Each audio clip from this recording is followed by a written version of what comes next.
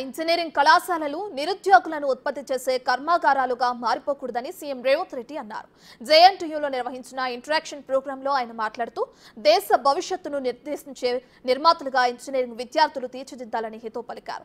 దేశ నిర్మాణంలో civil engineering కు చాలా ప్రాధాన్యత ఉందని, కానీ నేడు చాలా కాలేజీలు ఆ కోర్సును ప్రోత్సహించడం లేదన్నారు.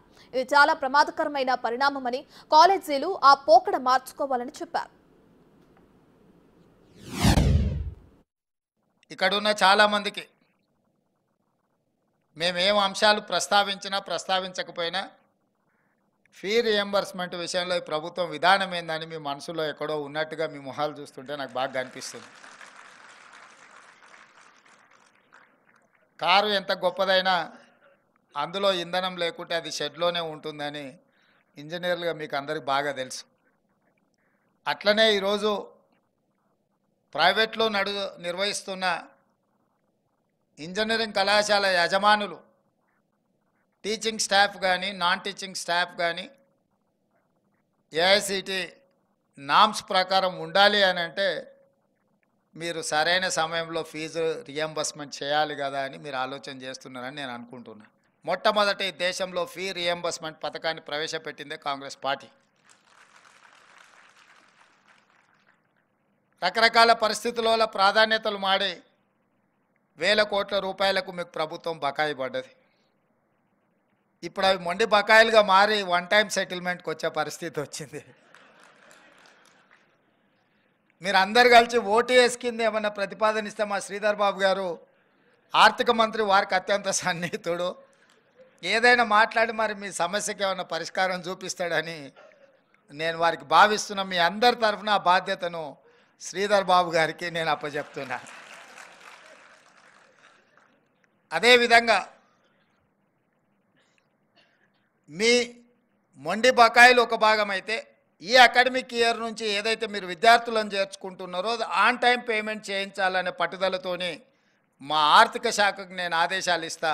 ఈ అకాడమిక్ ఇయర్ నుంచి విద్యార్థులకు ఏదైతే ఫీ రియంబర్స్మెంట్ ఉందో ఒక్క రూపాయి కూడా బకాయి లేకుండా ఆన్ టైం మీకు ఎట్లా మీకు సహాయం చేయాలనో, ఎట్లా మిమ్మల్ని ఆదుకోవాలనో, ఎట్లా మిమ్మల్ని నిలబెట్టాలనో మా ప్రభుత్వం తప్పకుండా ప్రయత్నం చేస్తానని చెప్పి ఈ సందర్భంగా మీకు నేను తెలియజేయదలుచుకున్నా. ఎస్టాబ్లిష్మెంట్ కోసము వాటన్నిటికి కూడా అనుకుంటున్నాం. మీ వైపు నుంచి సహకరించగలిగిన వాళ్ళు ఎవరైనా ఉంటే, లేదా మీకు తెలిసిన వాళ్ళు ఉన్నా కూడా వాళ్ళ వైపు నుంచి సపోర్ట్ ఇచ్చే విధంగా మీరందరూ ముందుకు రండి. భవిష్యత్తులో తెలంగాణ లేదా పక్క రాష్ట్రంతో పోటీ పడడం కాదు, నేను పదే చెప్తున్న పక్క రాష్ట్రాలతో పోటీ పడే పరిస్థితి నుంచి ప్రపంచంతోనే పోటీ పడే విధంగా మన రాష్ట్రం ఎదగాలి.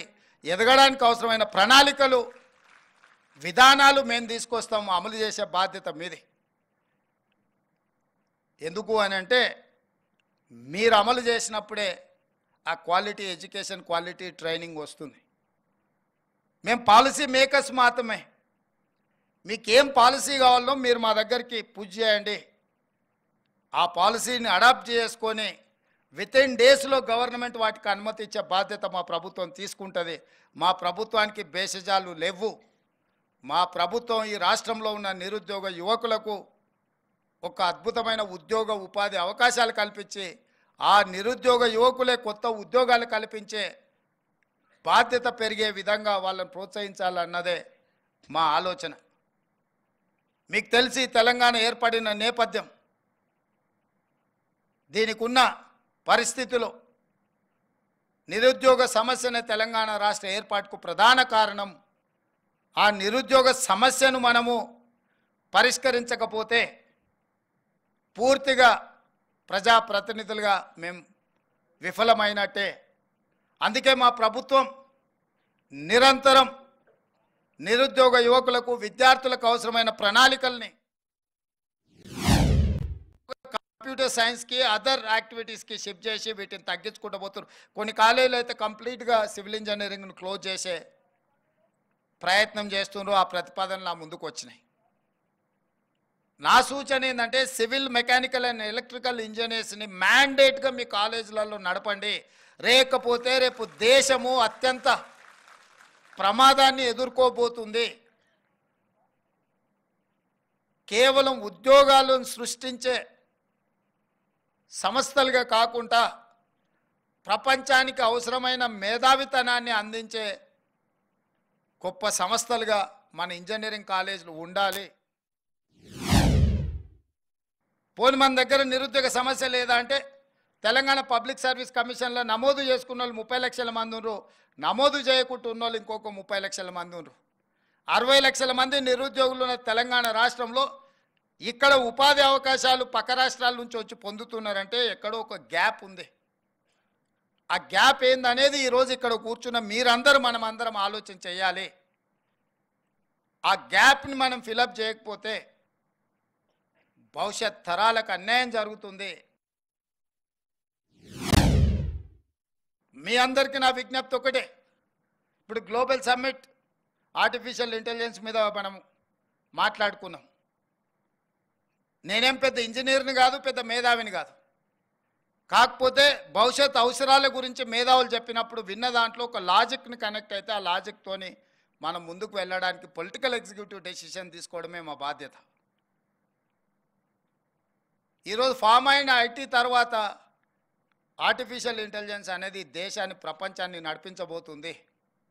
ఆ అవసరాలను గుర్తించి ఇండియాలో లీడ్ పార్ట్నర్గా ఆర్టిఫిషియల్ ఇంటెలిజెన్స్లో తెలంగాణ రాష్ట్రం ఉండాలన్న ఆలోచనతోని మీ దగ్గర చదువుకుంటున్న విద్యార్థులను ఆర్టిఫిషియల్ ఇంటెలిజెన్స్ వైపు మీరు వాళ్ళకి ఆ కోర్సులు కావాల్సిన విధానాన్ని మీరు తీసుకొని ముందుకు రండి. దానికి సంబంధించి మా ప్రభుత్వం ఒక స్పష్టమైన విధానంతో మిమ్మల్ని ప్రోత్సహించడానికి సిద్ధంగా ఉన్నదని చెప్పి నేను చెప్పదలుచుకున్నాను. ఈరోజు ఇంజనీర్లు అంటే, ఇంజనీరింగ్ కాలేజీలు అంటే నిరుద్యోగులను ఉత్పత్తి చేసే కర్మాగారంగా మారకూడదు. ఈరోజు 1,00,000 మంది మీ దగ్గరికి వెళ్ళి సర్టిఫికేట్ తీసుకొని ఎవ్రీ ఇయర్ బయటకు వస్తే 1,00,000 మంది నిరుద్యోగులను ఉత్పత్తి చేసే కర్మాగారంగా మన ఇంజనీరింగ్ కాలేజీలు మారుతున్నాయంటే అక్కడ ఉన్న లోపాన్ని గుర్తించాల్సిన బాధ్యత మాతో పాటు మీ మీద సామాజిక బాధ్యత ఉన్నది అని నేను బలంగా నమ్ముతున్నా, విశ్వసిస్తున్నా. మీ ఇంజనీరింగ్ కాలేజీలు నిరుద్యోగ యువకులను ఉత్పత్తి చేసే కర్మాగారం కాకూడదు. ఉద్యోగ ఉపాధి అవకాశాలు కల్పించే దేశ భవిష్యత్తును నిర్మించగలిగిన గొప్ప సంస్థలుగా మీ ఇంజనీరింగ్ కాలేజీలు ఉండాలి అని చెప్పి మా ప్రభుత్వం కోరుకుంటుంది. ఆ దిశగా మీకు కావాల్సిన సహకారాన్ని అందించడానికి మా ప్రభుత్వం సిద్ధంగా ఉన్నదని చెప్పి నేను ఈ సందర్భంగా తెలియజేస్తున్నా. అదేవిధంగా ఈరోజు కొన్ని కోర్సులు నిన్నమన్నా మా ప్రిన్సిపల్ సెక్రటరీ గారు తీసుకొచ్చి పెట్టారు కాలేజీలు. స్లైడింగ్ కానీ, అడ్మిషన్స్లో ఉన్న కొన్ని సీట్లను కానీ, ఆఫ్ క్యాంపస్ కానీ, లేకపోతే రకరకాల ప్రతిపాదనలు నా ముందు తీసుకొచ్చి పెట్టినప్పుడు తాత్కాలిక ఉద్యోగ ఉపాధి అవకాశాలకు అవసరమైన కోర్సుల మీదనే మీరు ఎక్కువ ఫోకస్డ్గా ఉన్నట్టుగా అనిపించింది తప్ప ఈ దేశ భవిష్యత్తు నిర్మాణానికి అవసరమైన ఫ్యాకల్టీస్ని కానీ, అవసరమైన సబ్జెక్ట్స్ని కానీ మీరు స్లోగా అవి కనిపించకుండా కనుమరుగవుతున్నాయి.